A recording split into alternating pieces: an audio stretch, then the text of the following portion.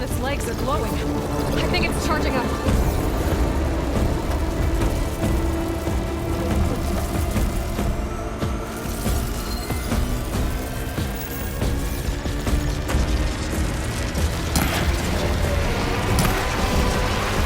Finish charging. It's covered in light.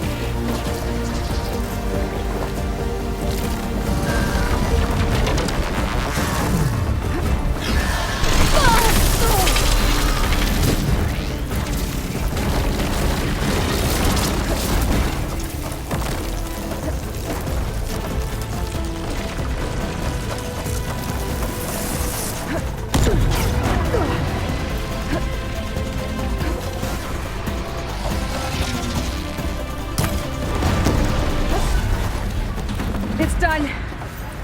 You did it! There should be one more note to override. Good. Stand by. I'm sending Hephaestus back to you.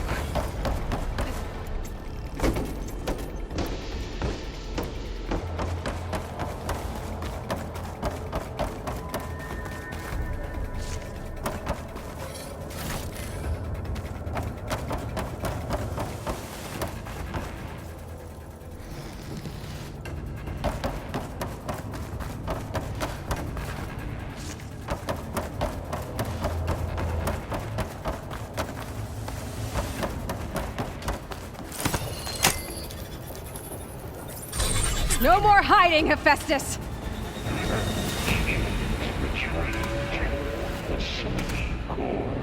Got it! Hephaestus is back in the core! Make sure it stays there. I'm heading back. And then we can start the merge. Because of you, Beta. I'm glad you came along.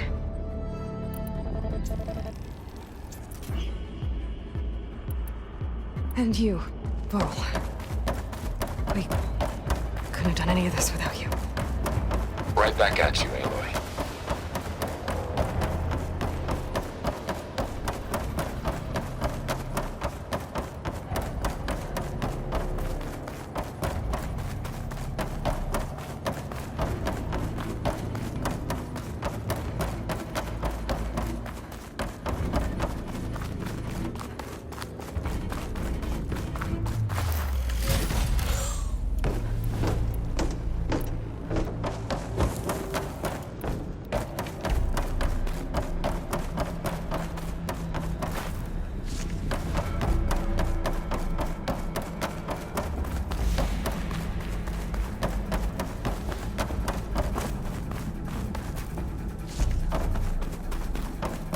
Aloy, the core is stable.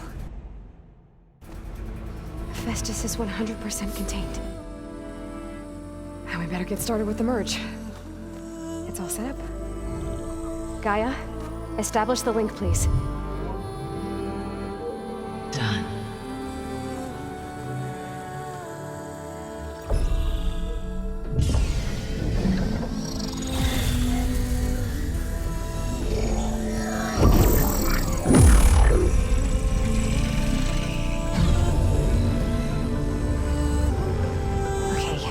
To complete the merge, we need to excise Hephaestus' malicious code.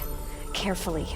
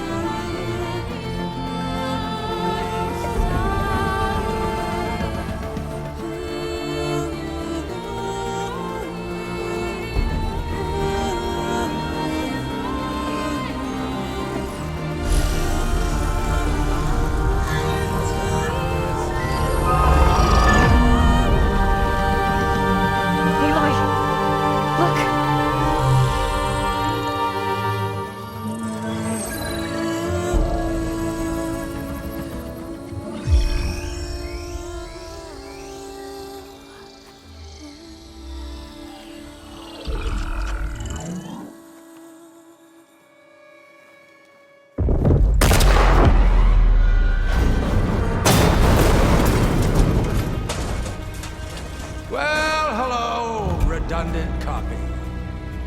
You cost us quite a lot of time.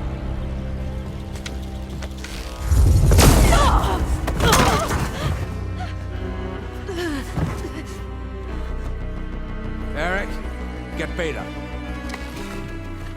And squash that bug while you're at it.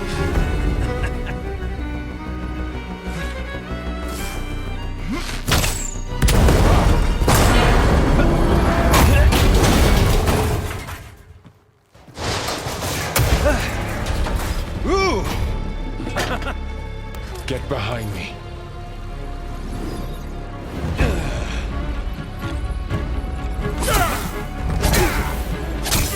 Come on! Quit screwing around. Now we're having fun, right?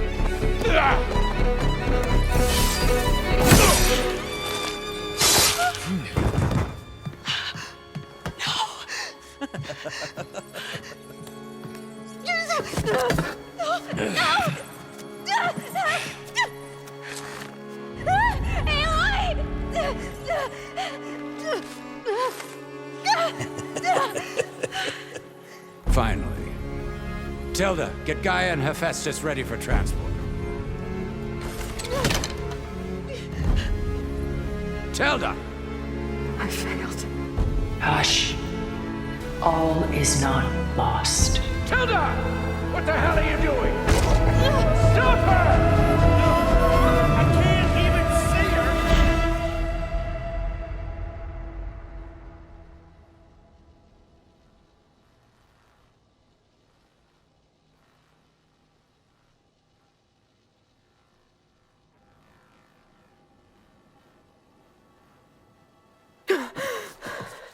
Beta.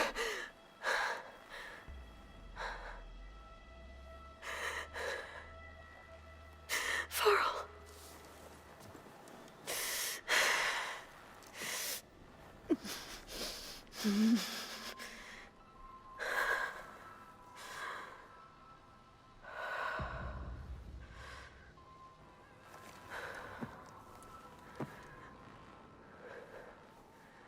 Where am I? Ah, you're awake. You took quite a hit when Gerard attacked you. I imagine you must still be in a great deal of pain. I can assure you that we are safe. The others can't detect us here. You mean the other Zeniths? You must be Tilda. I wasn't sure if Beta would have told you about me. Where is she? Alive. And while she isn't where she wants to be, not in urgent danger. We must discuss how to get her back, of course, after you've shaken off the cobwebs. When you're ready, take the stairs down the hall and come see me. In the meantime, I'll make breakfast. Breakfast. Okay.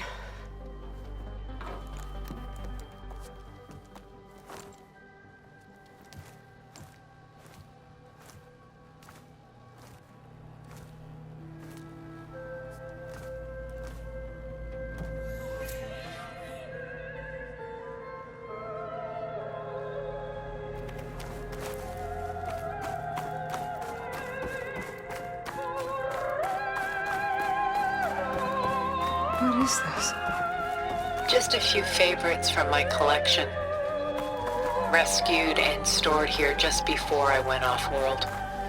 Take a look, if you like.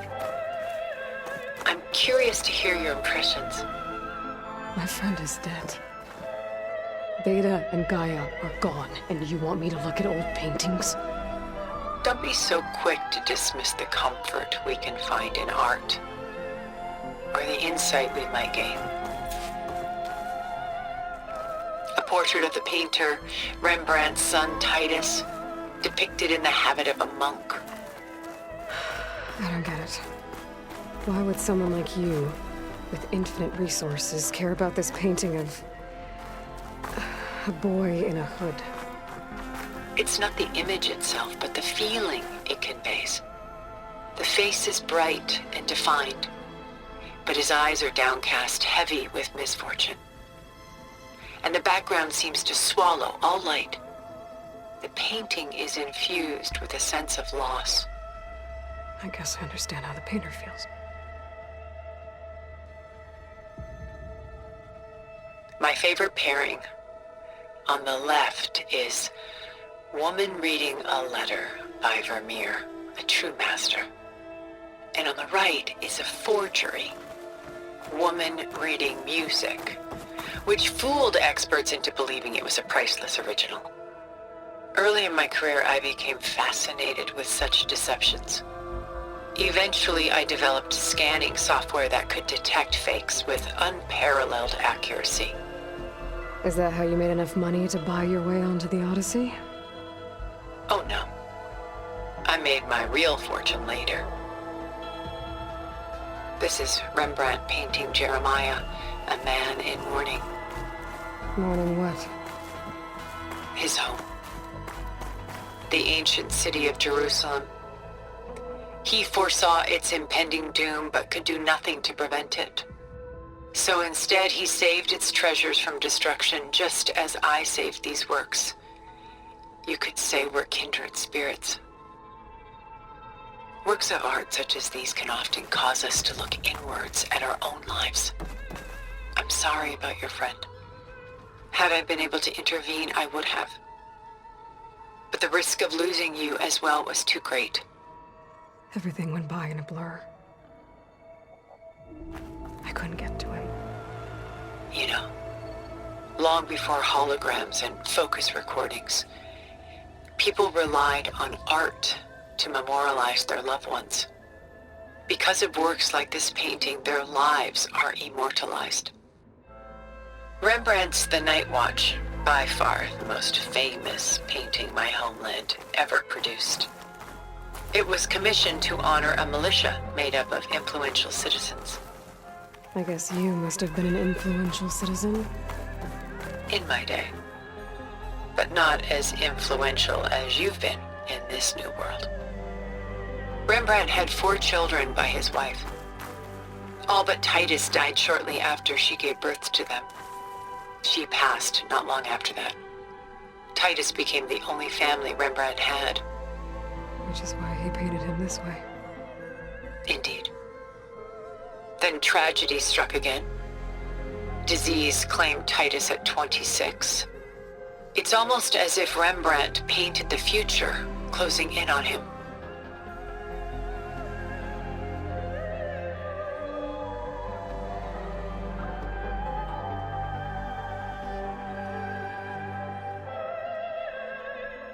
The Gust, by Willem van de Velde, the most famous of his many maritime paintings. A ship crossing into the unknown. I guess you're familiar with that. Indeed, which is why I appreciate this composition in particular. Though waves and wind threaten to destroy the ship, it perseveres, clinging to the light even as darkness closes in all around it. She's pulling out her own hair. Out of madness, out of grief. It's hard to watch her suffer. Stunning, isn't it? Paintings were the only masterpieces of my people's golden age. This is Van Vianen's Lidded Ewer, molded from a single sheet of silver. What was it for? How like Elisabet you are. Function over form. Its practical purpose was less important than its meaning. Van Vianen created it in honor of his late brother, who himself was a famous silversmith. A memorial. Yes. Such beauty from sorrow. A lot of weight on his shoulders. I know the feeling. Done so soon? I've got more important things to worry about. We both do. There is much we are trying to save. Not the least of which is in that vault. There's nothing wrong with savoring such treasures for a moment more. Or come upstairs and we'll get down to business. Your choice.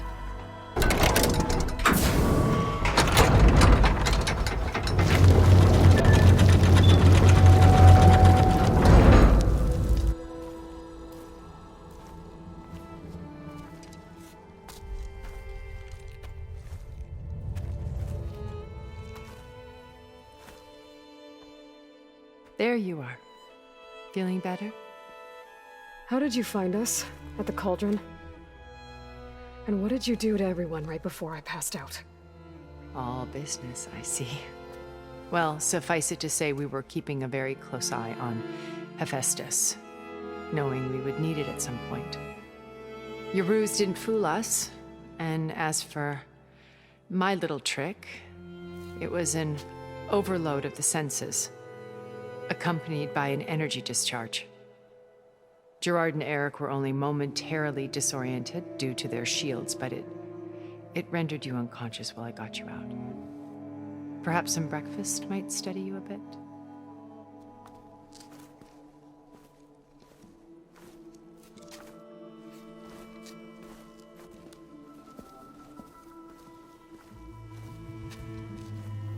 This was your house. The one you recreated for Beta, in the data channel you shared. How perceptive of you. Please, this way. After everything your people have done, you think I'm just gonna sit down and have a chat with you? They're not my people. They never were, and especially not now. You shot off into space with them, and lived with them for 1,000 years before coming back. So what made you suddenly turn on them? Quite simply, this. My old focus. You repaired it? But that means you've seen Incredible things. What you've accomplished in 2 decades of life.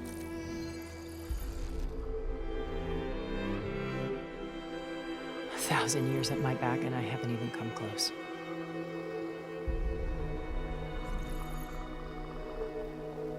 I'm sorry if I invaded your privacy, but I had to. In order to understand. To be enlightened. You truly are Elisabet's blood. With her drive, her sense of mission, her integrity.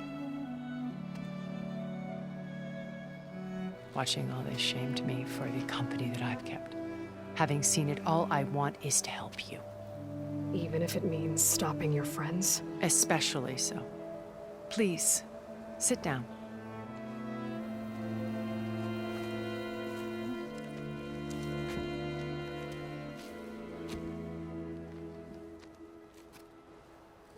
There.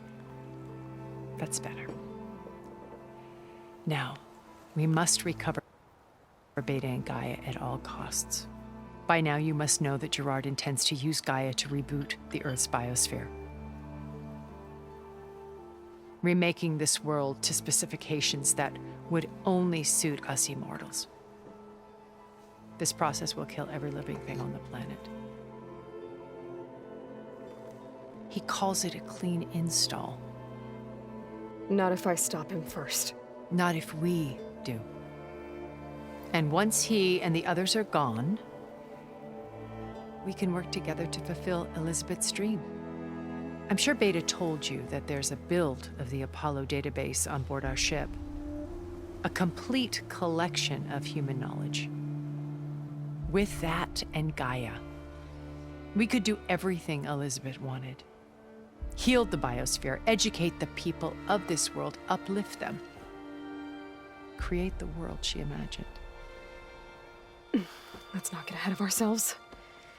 From what I've seen, your friends are invincible.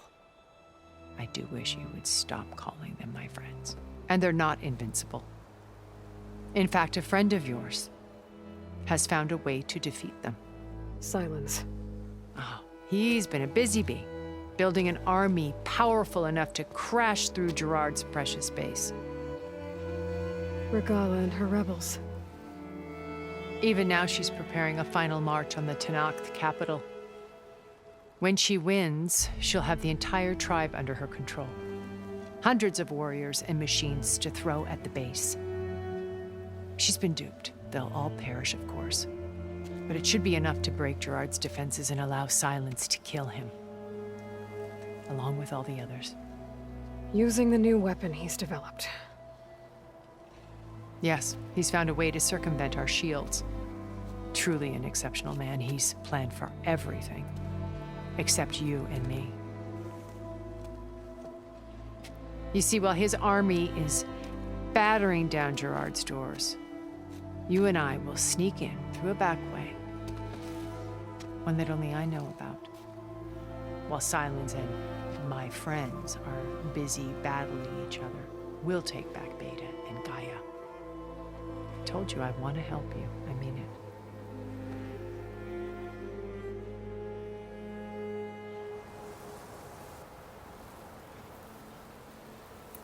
How do you know about Silence's plan? He isn't the only one adept at spyware. You hacked his focus? No, he's too careful for that. But his subordinates? Not so much.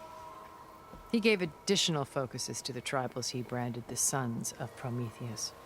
The ones working with Regala. By tapping their focuses, I learned about most of his dealings.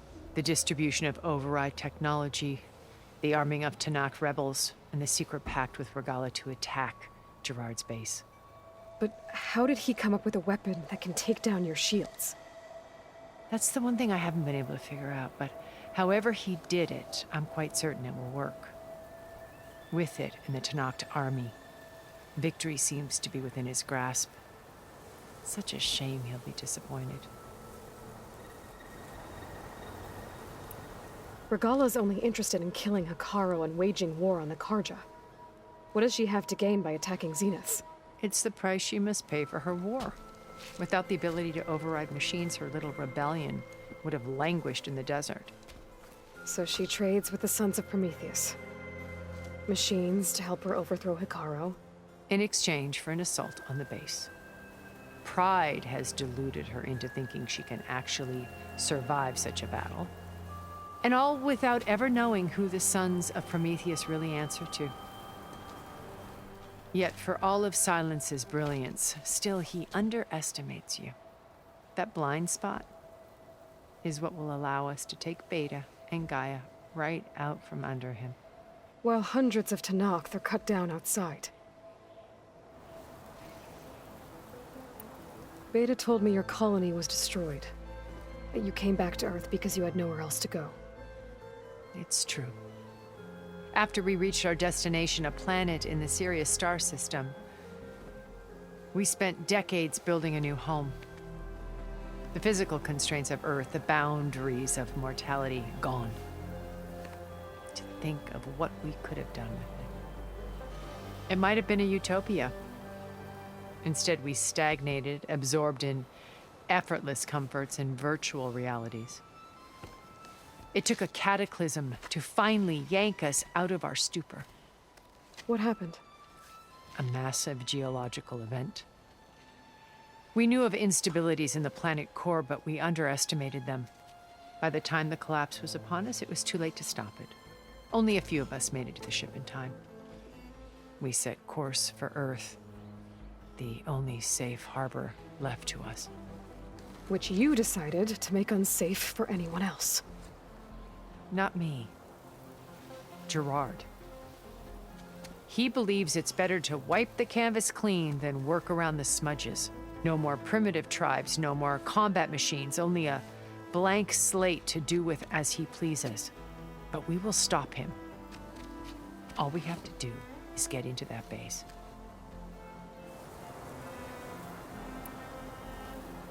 So you knew Elisabet. What was she like? Liz was everything she was. I see in you. And more. Your ingenuity, your determination, your moral compass. You've managed to distill her greatest qualities and make them your own. I'm not asking about me. Tell me about Elisabet. What was she really like? The honest answer is that I don't actually know. For all the time that I spent with her, she always kept a part of herself locked away. It was like that from the moment we met. So when you met Elisabet, she was what? Distant? Aloof? Not aloof. Not exactly. It was a summit in Paris about machine learning. A touchy subject in those days.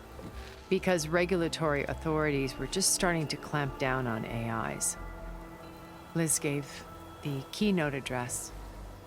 She had already achieved great renown for her work in automated environmental reclamation. But in her address, she was just starting to imagine the next step. An AI-driven system that wouldn't just act on its programming, but actually take responsibility for its sphere of influence. To care about life. not just follow orders. Revolutionary stuff. I was fascinated. And I wanted to meet her for a long time. I watched her after her talk. She had spoken with such moral authority, such empathy. But after that, she retreated. I could tell she felt uncomfortable with all of her admirers. It was as if giving the talk had cost her something. I didn't want to be a pest, so I planned my approach carefully. So how did you finally approach Elisabet after her talk? I picked the right moment. The morning of the next day, right as she came back to the conference, she had just had her coffee. She was fresh, rested. It was like she had braced herself for the onslaught of colleagues. I asked if I could walk with her, then put forth a question about her talk that I thought was intelligent. Her answer made me realize it wasn't, but she was very welcoming. Almost as if we were previously acquainted. It was only halfway through the conversation that I realized she knew exactly who I was. It was quite a shock to me. My business was trafficking in secrets, and I took great pains to protect my anonymity. So that was Liz, perpetually one step ahead. I came to view our meeting as a metaphor for our friendship. She always seemed to know me far better than I knew her. I guess I know the feeling.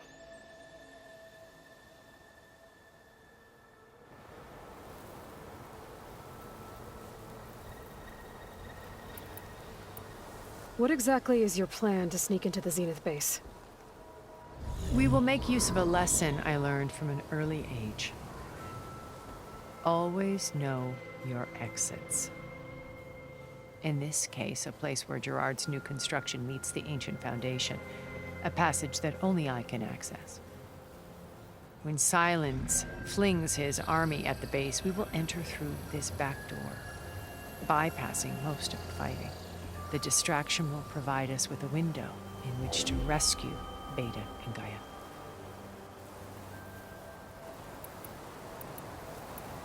Once we're inside the base, where will we find Beta and Gaia? Here in the command center.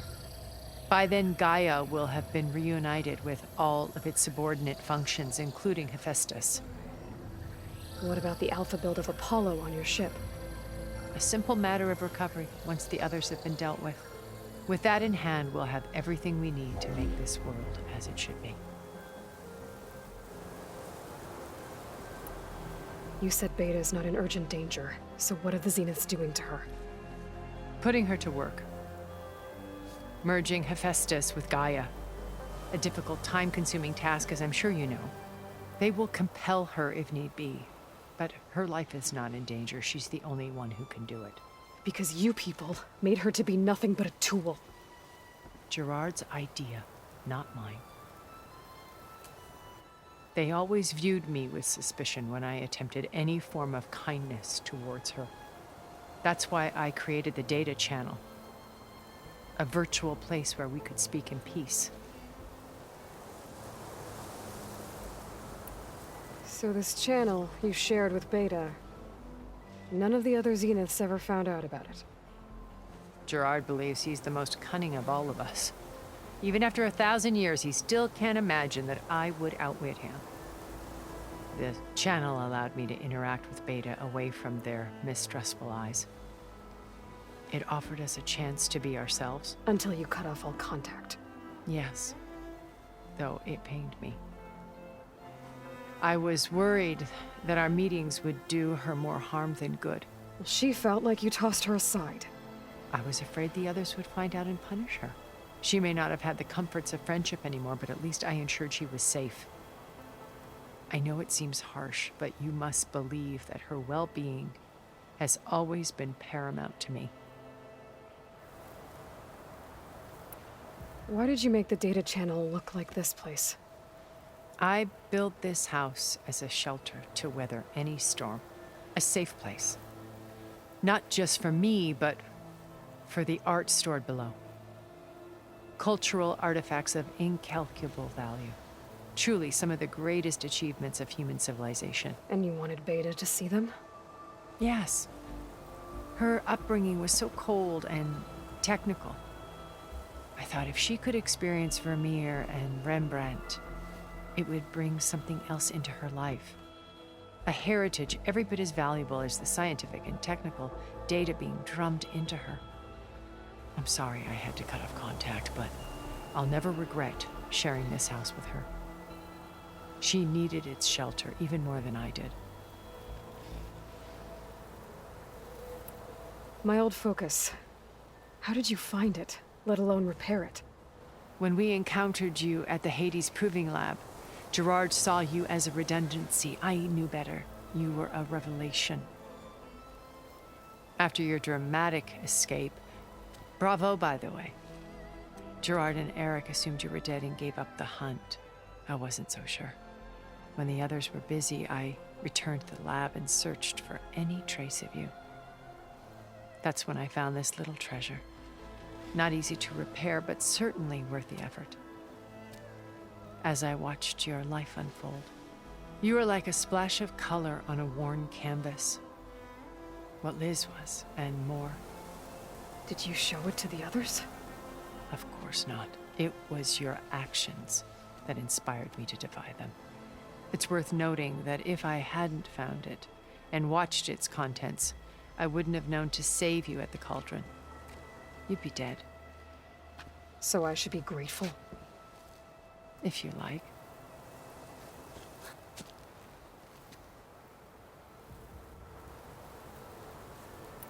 So you know all about me. What about you? What would you like to know? Well, start with your life on Earth. When I was 8, terrorists flooded my home city. Thousands drowned, my parents included. I was one of the few who survived. My guardian sent me to boarding school. Among my peers, I was the strange girl, the orphan to be avoided. All because of circumstances beyond my control. Oh. So we're a lot alike, huh? Aren't we? You were an outcast. But you didn't let that stop you from getting what you needed. Neither did I. I climbed my way out of desolation and used my wits to build a fortune. First from the technical analysis of art and the detection of forgeries. Profitable expertise in those days. But as it turned out, the software I developed was even more useful for counterintelligence. From there, it was only a short step to gathering extremely valuable intelligence on my own. You were a spy? More like a service one could turn to for information. I had to remain anonymous, of course, to protect my privacy. But despite that anonymity, Far Zenith inevitably sought me out.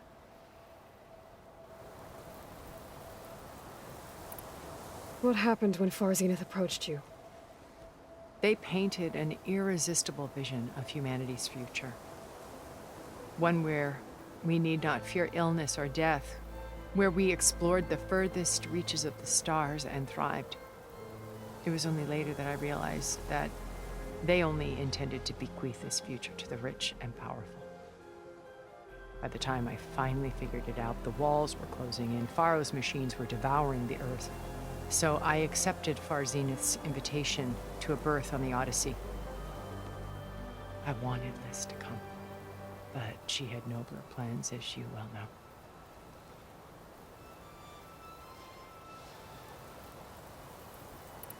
So you didn't know the other Zeniths were monsters until it was too late? I knew some of them were, certainly. It wasn't until we were off-planet that I understood the true scope of their greed. I was grateful to simply be alive, but the others became obsessed with a kind of effortless immortality. They built a colony where machines serviced their every need, where any memory or fantasy could be endlessly savored